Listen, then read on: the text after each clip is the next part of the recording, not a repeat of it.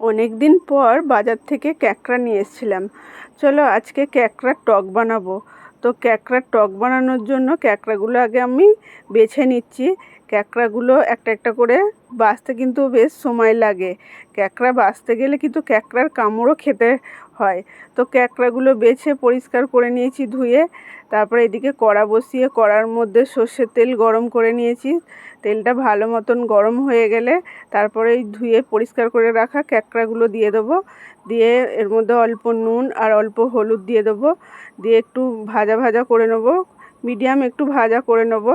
ক্যাকড়াগুলো এই যে নাড়াচাড়া করে ভেজে নিয়েছি। এবার ক্যাকড়াগুলো ভাজা হয়ে গেছে, এবার আমি তুলে নেবো।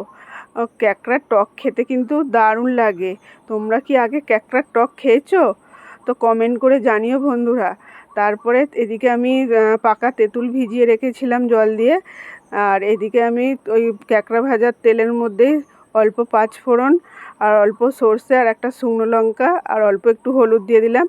দিয়ে তেঁতুলটা ভিজিয়ে রেখেছিলাম, সেই তেঁতুলটা জলটা দিয়ে দিলাম। আমি আর একটু জল দিয়ে দিলাম। দিয়ে এদিকে জলটা দেওয়ার পর একটু নুন আর অল্প চিনি দিয়ে দেবো। দিয়ে ক্যাকড়াগুলো আমি দিয়ে দেবো। ক্যাকড়াগুলো দেওয়ার পরেই না আবার খানিকক্ষণ আগেই আমি সর্ষে বাটা দিয়ে দেবো।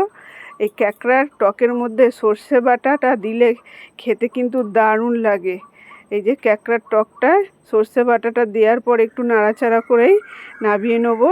এদিকে ক্যাকড়ার টক রেডি হয়ে গেছে। তো কেমন লাগলো তোমাদের ক্যাকড়ার টকের রেসিপিটা কমেন্ট করে জানাতে ভুলবে না বন্ধুরা। ধন্যবাদ।